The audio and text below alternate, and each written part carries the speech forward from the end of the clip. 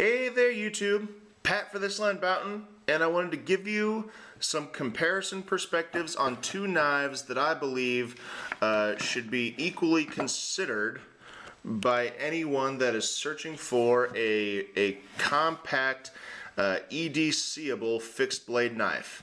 And so I'm gonna bring you a comparison between the Randall Adventure Company's Esee 3 and the Tops Knives Company's Overlander 2. There are ways in which both of these knives are very similar. There are ways in which both of these knives are very different, and I want to highlight them to give you the opportunity to decide how to best make a knife decision for if you're looking for a knife in this size range with these capabilities. So let me start first with the sheaths, get the slightly less interesting stuff out of the way.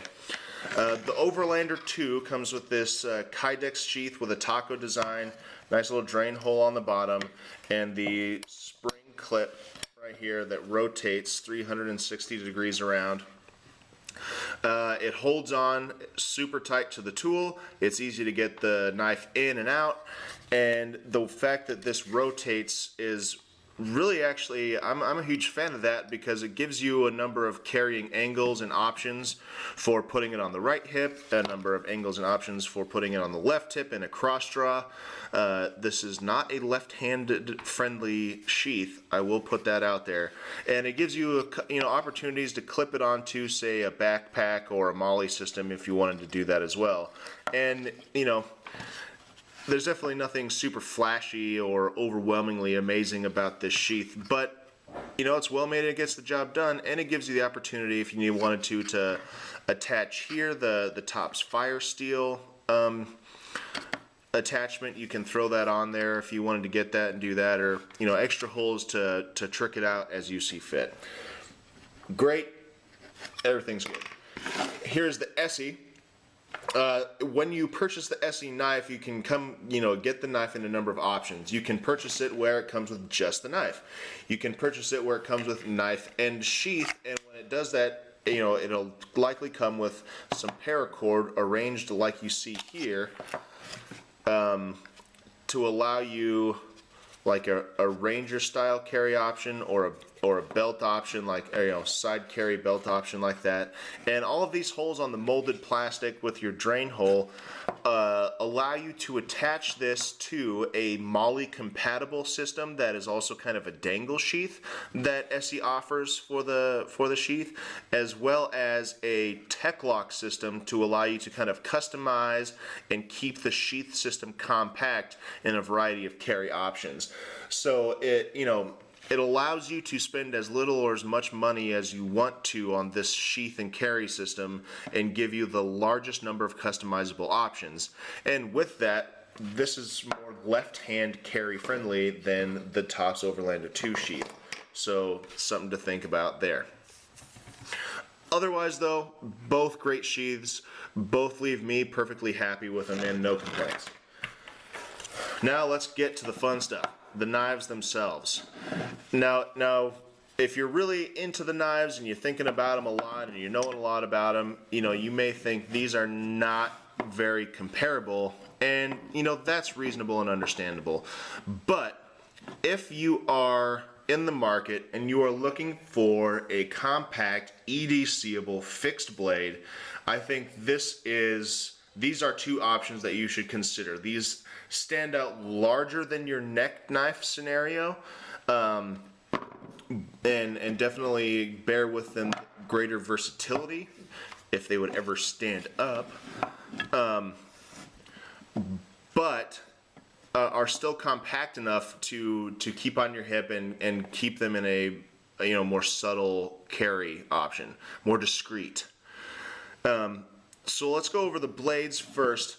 Both of these are almost exactly the same length from tip to tip, blade tip to handle tip. They both have almost exactly the same, the Esee, I believe, in terms of cutting edge, has about 1/8 of an inch extra cutting edge, and they're equal in terms of handle to handle, and their overall blade length is exactly the same as well, from end of the handle to tip of the blade. So in that regard, these knives are identical. However, you can see here the tang that comes in on the handles. The handles themselves, the Tops knife, Overlander 2, is a substantially thicker blade. And I'll get to that in a sec. But first, the blade profile itself. The Esee 3 is a full flat grind with a secondary bevel, and you can see that, you know, compared to the Overlander 2, there's definitely more curve and belly to the blade edge, which leads to the Esee 3 being a little bit better at slicing and working with like animals and dressing game and things like that. This definitely excels beyond the Overlander 2 because of that extra belly and the fact that it's a full flat grind.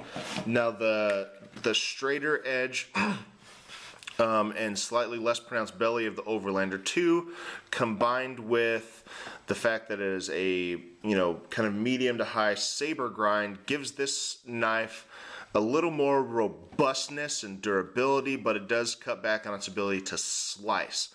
But the fact that it's a little straighter down here on the bottom does change your, you know, your whittling options, your food processing options. It just kind of changes the way you would use the knife. But in my personal view, those two things, the belly and the flat versus the saber grind, don't necessarily limit one's versatility or ability over the other. It just changes the way you would use the knife.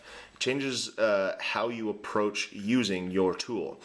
The thing that does make a huge difference, in my opinion, is that thickness that I mentioned before.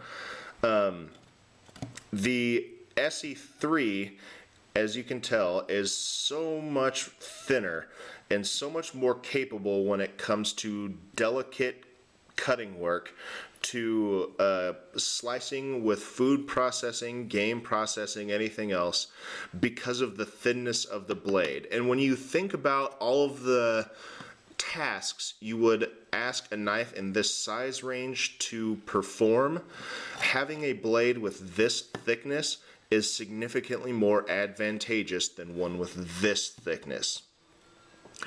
But when you think about what Tops was trying to accomplish by creating a knife with this level of robustness, which they do with all of their knives, so if you're into Tops knives, just know you're going to get a thick, stout, overbuilt knife. That's what they do. This does lend to an extra level of durability and a different approach to its performance. So while it is not the best slicer, it does slice. And while this is not the best at, say, batoning and larger wood processing, it will do it. This is better for that. This is better for the more delicate work. However, both of these perform both of them with grace and poise. And you can't really have any legitimate complaint over one or the other. It just changes the way you use the knife. I honestly prefer this thinner approach to a knife this size, but I end up favoring the Tops Overlander 2, and here is why. The handles.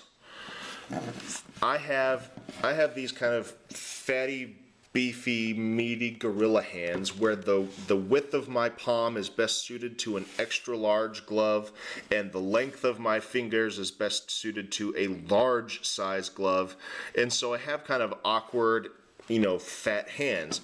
And when it comes to getting a good grip on either of these knives, the Overlander 2, having that thicker tang, having thicker hander scales, gives me more purchase on the blade and thus more confidence in my ability to hold it and hold it for long periods of time.